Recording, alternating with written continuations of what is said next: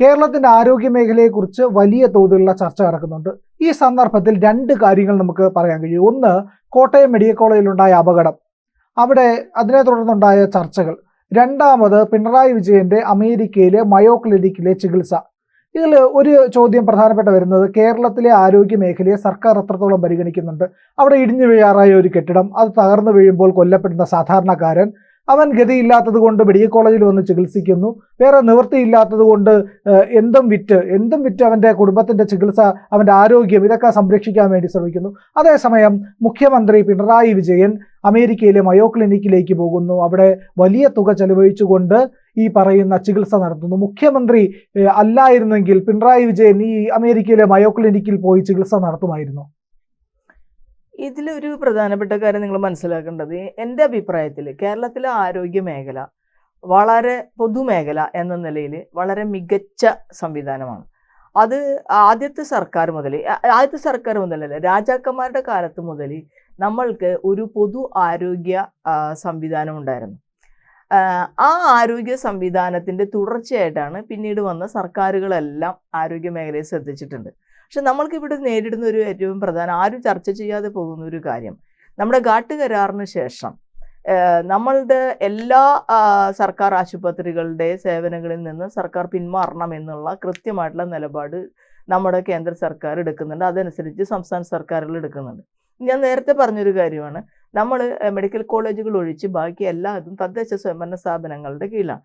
ഇപ്പം ഈ മെഡിക്കൽ കോളേജുകളുടെ അവസ്ഥ എന്ന് പറയുമ്പോൾ, മെഡിക്കൽ കോളേജിൽ ഒരു കെട്ടിടം തകർന്നു വീണു, അതിൽ ചെറിയ ചെറുതല്ല നല്ല വീഴ്ചയുണ്ടായി. അത് തിരയുന്നതിൽ, അത് അവിടെ കറക്റ്റ് ടൈമിന് എത്തിയിട്ടും അത് അവിടെ ഒരാളില്ല എന്ന് ഉറപ്പ് വരുത്തുന്നതിൽ അവർക്ക് വീഴ്ചയുണ്ടായി എന്ന് തന്നെയാണ് അഡ്മിറ്റ് ചെയ്യുന്നത്. എന്ന് പറഞ്ഞ് കേരളത്തിൻ്റെ ആരോഗ്യ മേഖല എന്ന് പറഞ്ഞത് എന്തെങ്കിലും തരത്തിൽ മോശമാണെന്ന് പറയാൻ നമുക്ക് കഴിയില്ല.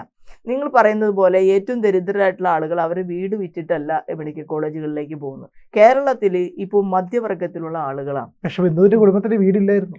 അല്ല, ബിന്ദുവിന്റെ കുടുംബത്തിന് വീടില്ലെന്ന് വെച്ചാൽ ബിന്ദു അവിടെ മെഡിക്കൽ കോളേജിൽ വന്നത് അവരുടെ അതിനുള്ള പൈസ ഇല്ലാത്തത് കൊണ്ട് തന്നെയാണ്. പക്ഷെ പൈസ ഇല്ലാത്തതുകൊണ്ട് മാത്രമല്ല ആളുകൾ മെഡിക്കൽ കോളേജുകളിൽ വരുന്നത്. മെഡിക്കൽ കോളേജിൽ നല്ല ഉയർന്ന ചികിത്സ കിട്ടുമെന്നുള്ളതാണ്. നമ്മുടെ ഇവിടുത്തെ എല്ലാ മെഡിക്കൽ കോളേജുകളിലും നല്ല ചികിത്സ കൊടുക്കാവുന്ന നല്ല ഡോക്ടേഴ്സ് ഉണ്ട്.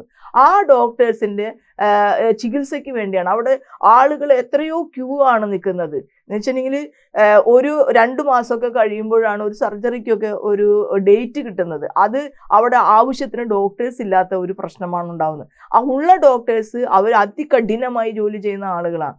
അവരെ സംബന്ധിച്ച് ഇന്ന് ലോകത്ത് വളർന്നിരിക്കുന്ന ഇൻഫ്രാസ്ട്രക്ചറും കൂടി അത്യാവശ്യമാണ്. നമുക്ക് പഴയ സൂചി നൂല് ഉപയോഗിച്ച് ഇന്ന് സർക്കാർ ആശുപത്രികളിൽ തുന്നാൻ പറ്റില്ല. അതിന് ഇപ്പൊ മോഡേൺ സൂചി നൂല് വന്നിട്ടുണ്ട്, മനസ്സിലായില്ലേ? അത് തനിയെ പോകുന്ന, ഇപ്പൊ ഉണ്ടൊക്കെ ഉണ്ടായിട്ടുണ്ടെങ്കിൽ തനിയെ പോകുന്ന സ്റ്റിച്ചിങ് അടക്കമുള്ള കാര്യങ്ങളുണ്ട്. അതുപോലെയുള്ള ഇൻഫ്രാസ്ട്രക്ചർ ഡെവലപ്മെന്റ് ലോകത്ത് ഉണ്ടായിട്ടുണ്ട്. അതനുസരിച്ചുള്ള ഇപ്പൊ ഓരോ ശസ്ത്രക്രിയകൾ, ഹൃദയം മാറ്റിവെക്കൽ ശസ്ത്രക്രിയ നടത്തുന്നു എന്ന് പറയുമ്പോൾ അതനുസരിച്ചുള്ള ഉപകരണങ്ങൾ അവിടെ വേണം. അത് മെഡിക്കൽ കോളേജുകളിൽ ആവശ്യമായിട്ടുള്ളത് സർക്കാർ കൊടുക്കുക തന്നെ വേണം. ഇപ്പൊ നമ്മളിവിടെ ഈ ചർച്ച ചെയ്യുന്നത് പോലും നമ്മളുടെ ഇവിടത്തെ പൊതു ആരോഗ്യ സംവിധാനം ഏറ്റവും ശക്തമായി നിൽക്കണം എന്ന് പറയുന്ന ഒരു രാഷ്ട്രീയത്തിൽ നിന്നാണ് നമ്മൾ എല്ലാവരും ചർച്ച ചെയ്യണത്. ഇത് തകർന്നു പോകണമെന്നല്ല നമ്മൾ ആഗ്രഹിക്കുന്നത്. ഇപ്പുറത്ത് നമ്മളുടെ കേരളത്തിൽ എന്തുമാത്രം സ്വകാര്യ ആശുപത്രികൾ വളർന്നു വന്നിട്ടുണ്ട്. നേരത്തെ ഉണ്ടായിരുന്ന സേവന അധിഷ്ഠിതമായിട്ടുള്ള ഇപ്പോൾ ഈ ക്രിസ്ത്യൻ മാനേജ്മെന്റുകളുടെ നേതൃത്വത്തിലോ ഒക്കെ ഉണ്ടായിട്ടുള്ള സേവന അധിഷ്ഠിതമായിട്ടുള്ള ആശുപത്രികൾക്ക് പുറമെ കോർപ്പറേറ്റുകൾ നിയന്ത്രിക്കുന്ന നിരവധി ഹോസ്പിറ്റലുകൾ വന്നിരിക്കുന്നു. ഇവിടെ നമ്മൾ വിചാരിക്കും ഇപ്പോൾ ഈ ലേക്ക് ഷോർ ഹോസ്പിറ്റൽ ഇവിടുത്തെ കേരളത്തിലെ ഏതെങ്കിലും ഒരാളാണ് നടത്തുന്നത്, അല്ലെങ്കിൽ ആസ്റ്റർ മെഡിസിറ്റി ഇവിടുത്തെ കേരളത്തിലെ ഒരാളുമായി ബന്ധപ്പെട്ടാണ് നടത്തുന്നത് നമ്മൾ വിചാരിക്കുമ്പോഴും ഇതിന്റെ പുറകിൽ പ്രവർത്തിക്കുന്നത് ഒരു കോർപ്പറേറ്റുകളാണ്. അപ്പൊ കോർപ്പറേറ്റുകളെ സംബന്ധിച്ച് അവരെന്താ ചെയ്യുന്നത്? ഈ നമ്മൾക്ക് ഈ ജീവിതശൈലി രോഗങ്ങൾ കേരളത്തിൽ വലിയ രീതിയിൽ വളർന്നു വന്നു കഴിഞ്ഞിരിക്കുന്നു. ജീവിതശൈലി രോഗങ്ങൾ നേരത്തെ പറയുമ്പോൾ പ്രഷർ, ഷുഗർ മാത്രമായിരുന്നു. ഇപ്പൊ ഈ പ്രഷർ, ഷുഗർ മാറിയിട്ട് അധ്വാനം ഇപ്പൊ നമ്മൾക്ക് വളരെ കുറവാണല്ലോ. അപ്പോൾ പ്രഷർ, ഷുഗർ മാറിയിട്ട് ഇപ്പോൾ ക്യാൻസർ, ഏറ്റവും കൂടുതൽ ക്യാൻസർ രോഗികളുള്ള ഒരു സംസ്ഥാനമാണ് കേരളം. അപ്പൊ ക്യാൻസർ, വൃക്കരോഗങ്ങളെല്ലാം കേരളത്തിൽ വലിയ രീതിയിൽ കൂടുതലായി വന്നിരിക്കുമ്പോൾ അതിനെ എങ്ങനെ ലാഭകരമാക്കി മാറ്റാം എന്നാണ് ഇന്ന് ഈ കോർപ്പറേറ്റുകളായിട്ടുള്ള ആളുകൾ ചിന്തിക്കുന്നത്. നമ്മൾ ഈ കഴിഞ്ഞ കുറെ ദിവസങ്ങളിൽ ചില ആളുകൾ എന്നോട് ചോദിച്ചിരുന്നു, ഈ നഗരത്തിലൊക്കെ പാട്ടുപാടി വൃക്കരോഗികൾക്ക് സർജറിക്ക് വേണ്ടിയിട്ട് പൈസ സംഘടിപ്പിക്കുന്ന ഒരു പല ആളുകളെയും കണ്ടിട്ടില്ലേ? ഇവരെന്താ ചെയ്യണത്? ഇത് ഈ ഹോസ്പിറ്റലുകളുമായിട്ട് ചില അഡ്ജസ്റ്റ്മെന്റ് ഉണ്ട്. അപ്പൊ ആ ഹോസ്പിറ്റലുകളിൽ തന്നെ ഈ വൃക്കരോഗികളെ എത്തിക്കുകയും അവിടെ ലക്ഷക്കണക്കിന് രൂപ സംഭാവനയായിട്ട് നമ്മൾ സമാഹരിച്ച് അവിടെ കൊടുക്കുകയാണ്. അപ്പൊ ആശുപത്രികളെ സംബന്ധിച്ച് അവരുടെ വരുമാനത്തിന് ഈ വൃക്കരോഗികളെയും ക്യാൻസർ രോഗികളെയും അവർ ഉപയോഗിച്ചുകൊണ്ടിരിക്കുകയാണ്. അതിന് പകരം ഇപ്പൊ കേരളത്തെ സംബന്ധിച്ച് ഇപ്പൊ ക്യാൻസർ സെന്റർ തന്നെ നമ്മൾ ആരംഭിക്കുന്നു. നമ്മൾ ഒരു എയിംസിന് വേണ്ടിയിട്ട് എത്രയോ കാലങ്ങളായിട്ട് കേന്ദ്ര സർക്കാരിനോട് ചോദിച്ചിട്ട് നമുക്കത് തന്നിട്ടില്ല. നമ്മുടെ എല്ലാ സർക്കാർ ആശുപത്രികളിലും ക്യാൻസർ വാർഡുകളും ഉണ്ട്. നമ്മുടെ എല്ലാ മെഡിക്കൽ കോളേജുകളിലും ക്യാൻസർ വാർഡുകളുണ്ട്.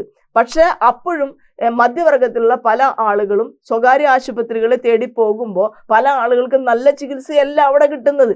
ഇവിടത്തേക്കാൾ മെച്ചപ്പെട്ടതാണെന്ന് വിചാരിക്കുന്നത് എന്തുകൊണ്ടാ? നല്ല റൂം, അതിന് ഒരു 2000-3000 രൂപ ഒരു ദിവസം കൊടുക്കേണ്ടി വരുന്നു.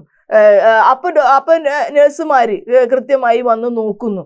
ഇതൊക്കെ പരിഗണിച്ചാണ് നമ്മളുടെ തന്നെ ഒരു സൗകര്യം ഉണ്ടല്ലോ, ആ സൗകര്യത്തിന് വേണ്ടിയാണ് നമ്മൾ സ്വകാര്യ ആശുപത്രികളിൽ പോകുന്നത്. ഇവിടെ ചികിത്സ എന്ന് പറയുന്നത് അതിനേക്കാൾ മെച്ചപ്പെട്ട ചികിത്സ ഉണ്ടാവും.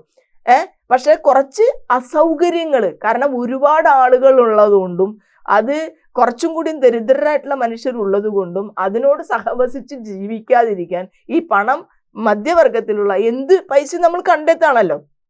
ഞാൻ പോലും അങ്ങനെ പൈസ കണ്ടെത്തുകയാണ്.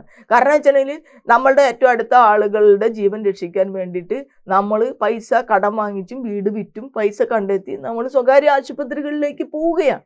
അപ്പൊ അതിന് പകരം നമ്മളുടെ പൊതു ആരോഗ്യ സംവിധാനം ശക്തിപ്പെടണമെന്നാണ് കേരളത്തിലെ ഓരോ മനുഷ്യരും, ഈ സമരം ചെയ്യുന്ന ആളുകളും ഇതിന് വിമർശിക്കുന്ന ആളുകളും ഇതിനു വേണ്ടി പ്രവർത്തിക്കുന്ന ആളുകളും ഒക്കെ കരുതുന്നത് കേരളത്തിന്റെ ഒരു രാഷ്ട്രീയം എന്ന് പറയുന്നത് പൊതു ആരോഗ്യ സംവിധാനം വികസിക്കണമെന്ന് തന്നെയാണ്.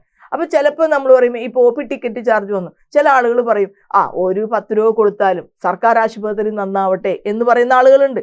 പക്ഷെ അതിലൂടെ കോർപ്പറേറ്റുകൾക്കും രാഷ്ട്രീയ തന്ത്രജ്ഞർക്കും ഒരു ലക്ഷ്യം ഉണ്ടായിരുന്നു. കേരളത്തിൽ സേവനം എന്ന് പറയുന്നത് പൈസ കൊടുക്കാതെ സൗജന്യ ചികിത്സ പാടില്ല. രാജാക്കന്മാർ തുടങ്ങിയതാണ് ഇവര് വന്നിട്ട് ഇതിനെ ലാഭകരമാക്കി മാറ്റാൻ. അതായത് ആരോഗ്യ മേഖലയിലേക്ക് കേന്ദ്ര സർക്കാർ ഫണ്ട് അനുവദിക്കുന്നതിന് ബുദ്ധിമുട്ടാണ്. ഇപ്പൊ ആശാ വർക്കേഴ്സ് എന്തിനു സമരം ചെയ്ത്?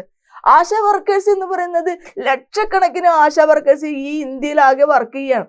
അവര് സേവനദാതാക്കളാണെന്നും പറഞ്ഞ് പരിഹസിക്കുകയാണ് അവരെന്തിനാ അങ്ങനെ സേവനം ചെയ്യുന്നത്? അതിന് ആവശ്യം വല്ലതുണ്ടോ? അവരുടെ അടുത്ത് ഇത് സേവനമായിട്ട് തുടങ്ങും. ജോലി ഇല്ലാത്തത് കൊണ്ടാണ് അവരൊരു 10 രൂപ കിട്ടിയാലും 5 രൂപ കിട്ടിയാലും ആ സേവനത്തിന് വേണ്ടി ഇറങ്ങിയത്. പക്ഷെ അവരിനി കുറച്ച് വർക്ക് ചെയ്തപ്പോ അവർക്ക് മനസ്സിലായി അവർ രാപ്പകലില്ലാതെ ഇപ്പൊ പണിയെടുക്കുക. 8 മണിക്കൂറല്ല അവർ പണിയെടുക്കണം.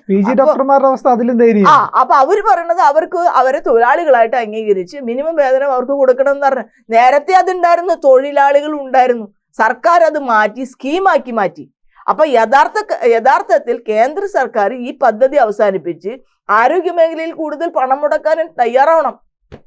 കൂടുതൽ വാർത്തകളും വിശേഷങ്ങളും നിങ്ങളിലേക്ക് എത്താൻ ABC മലയാളം സബ്സ്ക്രൈബ് ചെയ്യുക, ബെൽ ബട്ടണും അമർത്തുക.